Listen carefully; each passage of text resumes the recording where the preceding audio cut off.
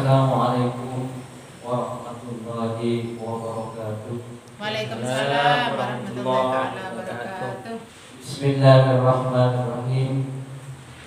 Alhamdulillahirabbil alamin. Hamdan syakirin, hamdan naimin, hamdan yuhibbu, hamdan hamidin. Wa bihi nasta'inu ala umuri dunya waddin.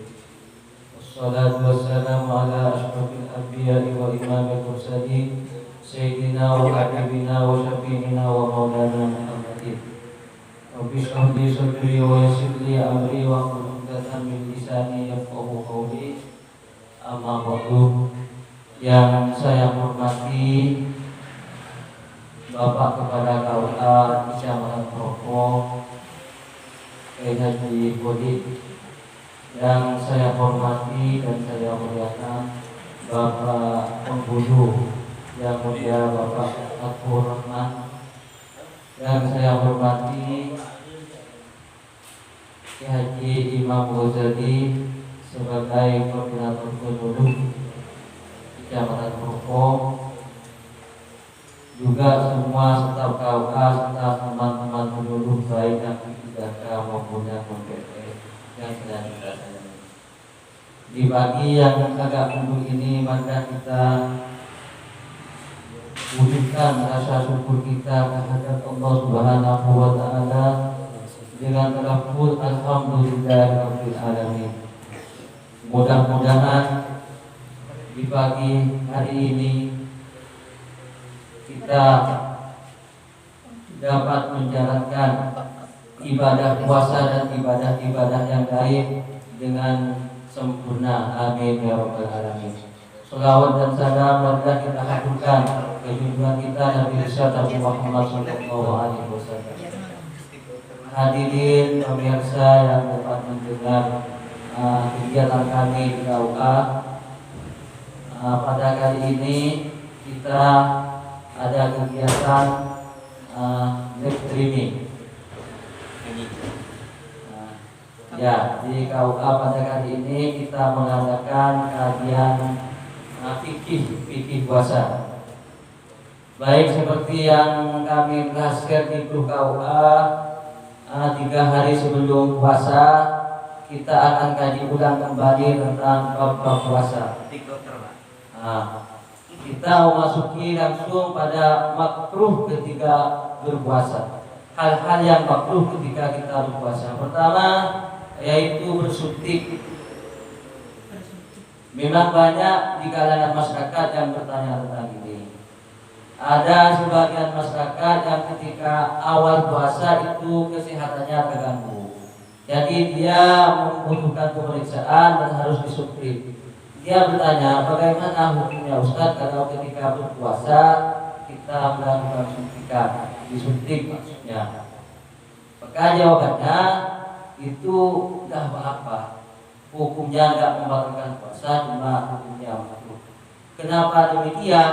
Karena kita tahu yang membatalkan puasa yaitu masuknya benda sesuatu ke dalam salah satu lubang rongga lubang yang menuju ke dalam, yang terus ke dalam tubuh, yaitu masuknya benda lewat hidung, 3 lewat mulut, 4, 5 lewat telinga, dan 6, 7 lewat kubur dan kubur.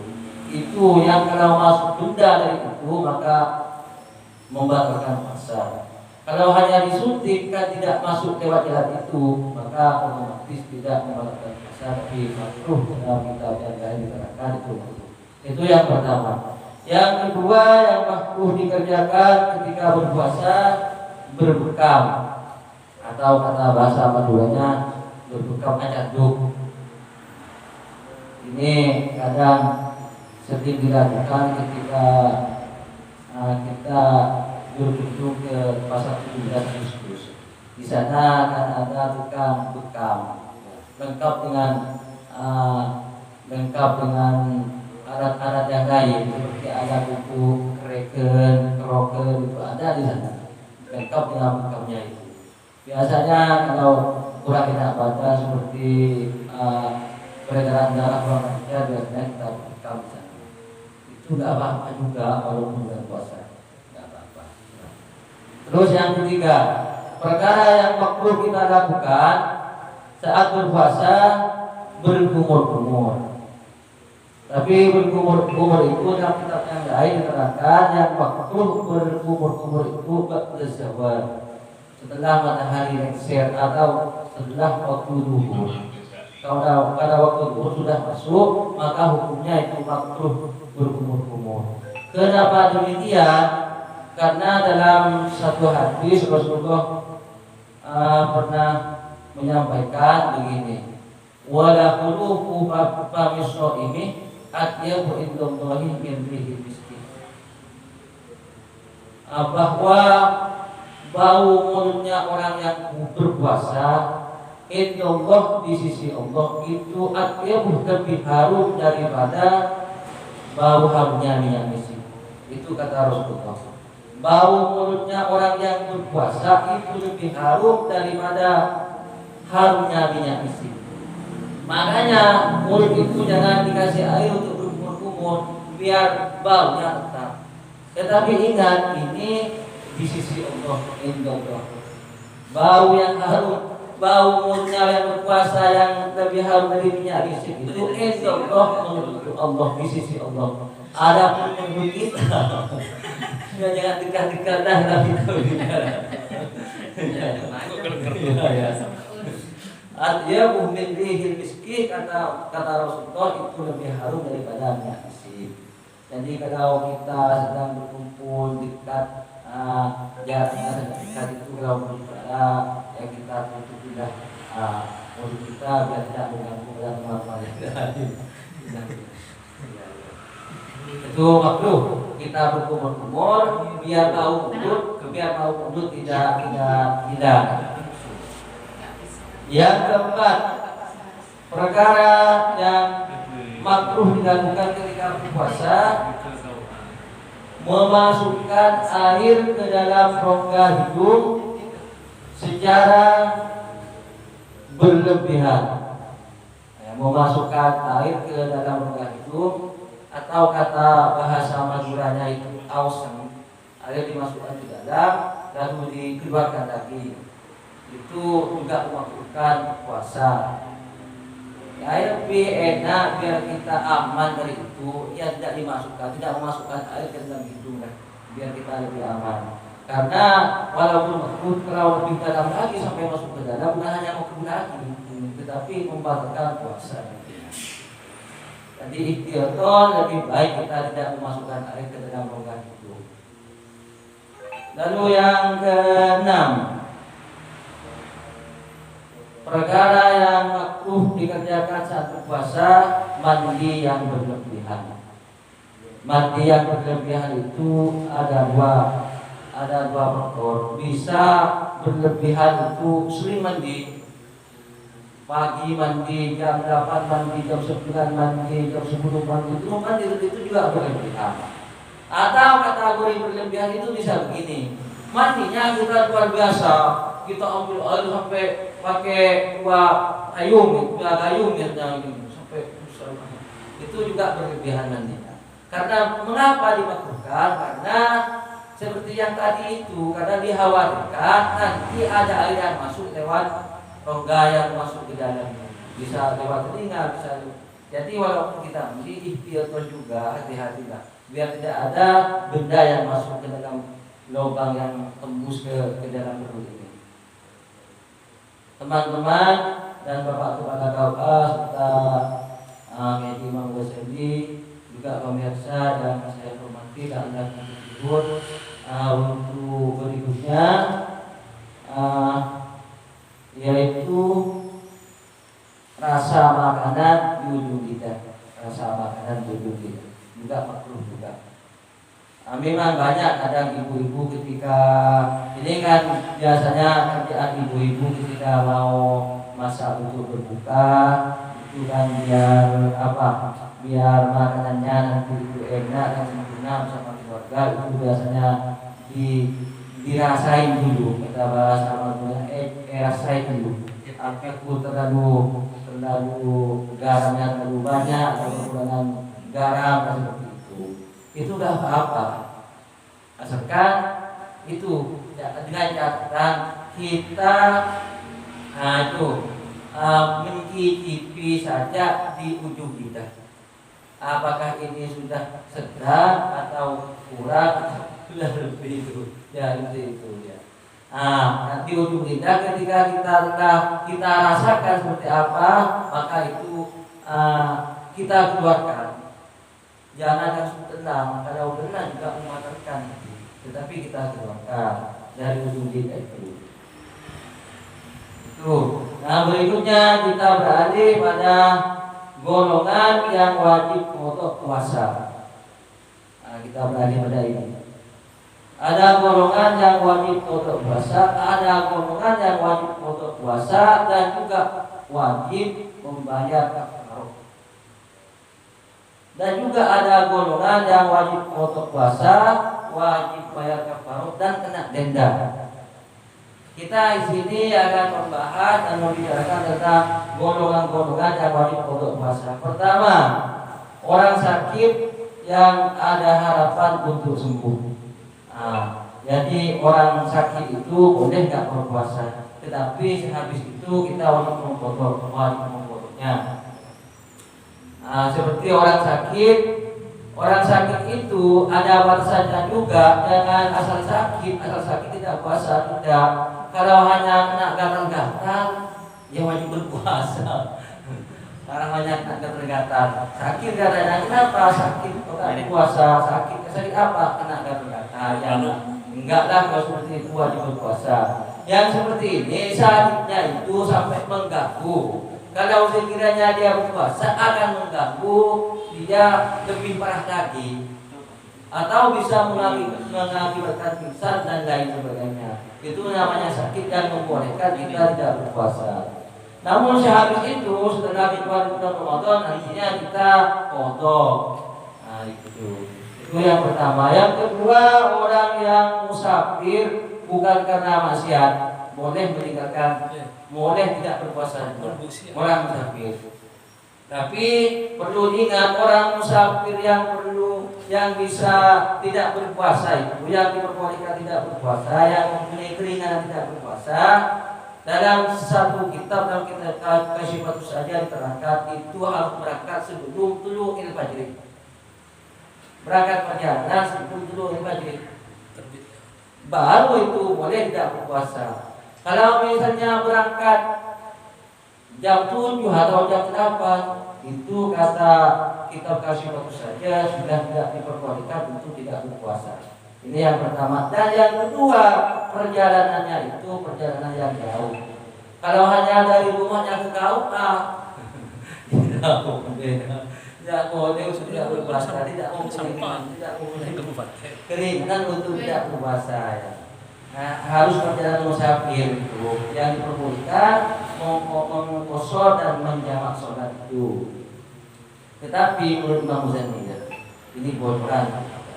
Menurut Imam Muzani dia mengatakan perjalanan itu walaupun tidak berangkat qobdatul fajr, berangkat jam juga apa. Kalau sekiranya kalau berpuasa membebani kita dalam perjalanan, enggak apa kita tidak berpuasa.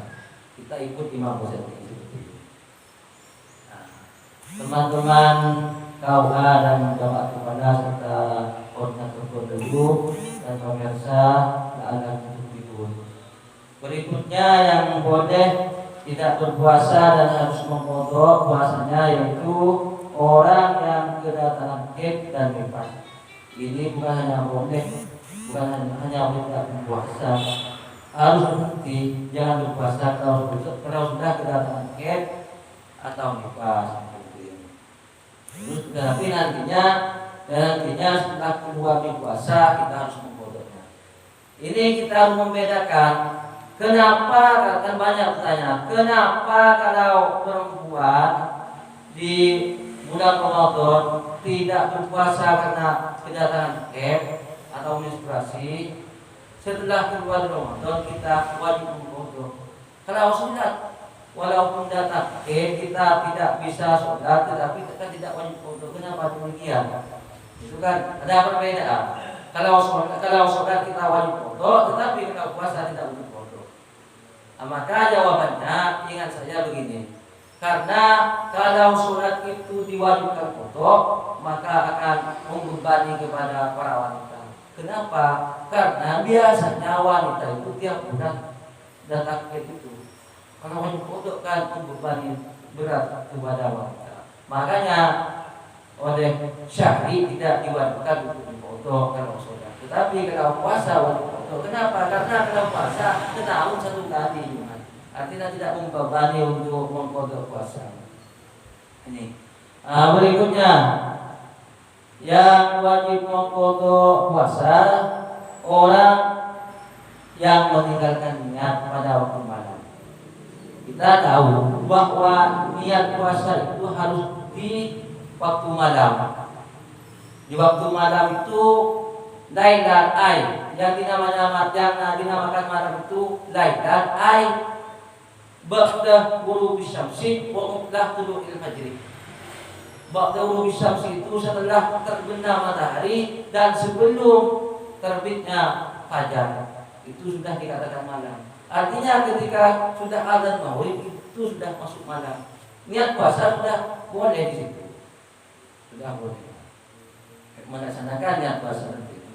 Kalau bahasa kitabnya tabyidun niat. Tabyidun niat itu artinya niat harus diniatkan pada waktu malam. Nah, ini yang terjadi dengan ini lupa tidak berniat pada waktu malam, tidak berniat puasa pada waktu malam. Makanya di sini puasanya harus difoto setelah keluar dari Ramadan nantinya. Kecuali kalau seperti yang sering diterangkan, bahkan penyebaran di HP ini juga berkeliaran tentang yang disampaikan oleh Kiai Dodo. Untuk malam pertama kita taklid ke Imam Malik katanya. Kalau nggak salah Kiai Haji Idris Berkodo itu mengatakan sebelum puasa pertama ini beliau mengatakan kita taklid kepada Imam Malik. Gimana Imam Malik? Imam Malik itu boleh berniat di awal Ramadan, pada malam awal Ramadan berniat untuk semua hari di semua Ramadan itu pada tahun ini. Dan begini niatnya. Nawaitu shaumah jami' Ramadan fi hari sanati fardhatun baita. Saya berniat berpuasa jami' Ramadan di semua bulan Ramadan pada tahun ini karena Allah Ta'ala. Tetapi harus taklidan, harus ada taklidan katanya. Dalam kitab klasifikasi waktu saja itu harus kalau kita mau puasanya tetap sah walaupun tidak lupa berniat pada malam harinya, maka harus taklid. Harus ada taklidan di Imam Malik, harus ada taklidan karena taklid kepada Imam Malik. Kalau misalnya hanya berniat tapi tidak niat, tidak ada niat untuk taklid ke Imam Malik, maka kata kasih itu saja mutalab bisun bi ibadatin fahdat. Bi ibadatin fahdatin, orang itu masuk pada ibadah yang rusak. Wa huwa haramun. Adapun ibadah yang rusak haramun. Itu haram. Kan rusak menurut pandangan kita Imam Syafi'i. Kalau kita gak niat pada waktu malam kan rusak, kata Imam Syafi'i tidak sah. Makanya kita harus taklid kepada Imam Malik. Kembali lagi pada persoalan, yaitu yang harus berpuasa orang yang pada waktu malamnya lupa tidak berniat puasa sehingga nantinya harus difoto puasanya setelah keluar Ramadan. Nah, berikutnya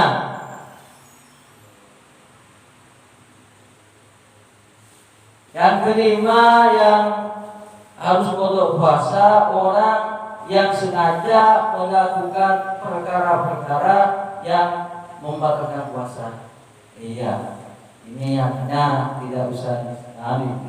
Kalau sudah melakukan sesuatu yang membatalkan puasa, kan berarti kita harus memfoto nantinya setelah keluar Ramadan. Nah, berikutnya orang yang pitam atau mabuk di siang Ramadan, orang yang mabuk. As-sakron, orang yang mabuk di luar Ramadan. Di siang Ramadan. Itu juga wajib difoto setelah dibuat Ramadan. Yang terakhir orang yang sangat lapar dan dahaga. Orang yang sangat lapar dan dahaga lalu dia makan atau minum. Ini yang terakhir dari yang wajib qada, yaitu orang yang sangat lapar dan sangat dahaga sehingga dia makan atau minum. Karena mengapa? Karena dikhawatirkan kalau dia tidak makan, tidak minum, dia khawatirkan akan jatuh pingsan atau mudarat ke badannya orang itu. Makanya diperbolehkan makan kalau memang sudah tidak mampu. Sekiranya kalau diteruskan puasanya akan mengakibatkan pingsan atau yang lain, itu tidak puasa, boleh makan dan atau minum. Tetapi setelah keluar Ramadan kita harus mengkodoknya. Kalau seperti yang ditanyakan teman-teman salah satu setap di KUA itu di grup, disampaikan di grup, bagaimana kita berpuasa lalu mencium istri ada. Itu yang itu. Mencium istri pada waktu usia Ramadan. Lalu dijawab oleh Ustaz Nawawi, tidak membatalkan puasa kata Ustaz Nawawi. Lalu ditambah oleh saya, memang itu tidak membatalkan puasa, tetapi membatalkan pahala puasa. Kalau sampai video syahwat atau ada birahi, maka nantinya itu walaupun tidak membatalkan puasa tetapi membatalkan pahala puasa. Makanya jauh-jauhlah kalau siang hari daripada istri-istri kita. Lebih baik kita menjauh biar tidak seperti yang terjadi di pertanyaan ini. Mungkin ini yang dapat saya sampaikan. Mudah-mudahan apa yang kita kaji pada kali ini bermanfaat dan menjadi tambahan ilmu. Kurang lebihnya mohon dimaafkan. Assalamualaikum warahmatullahi wabarakatuh.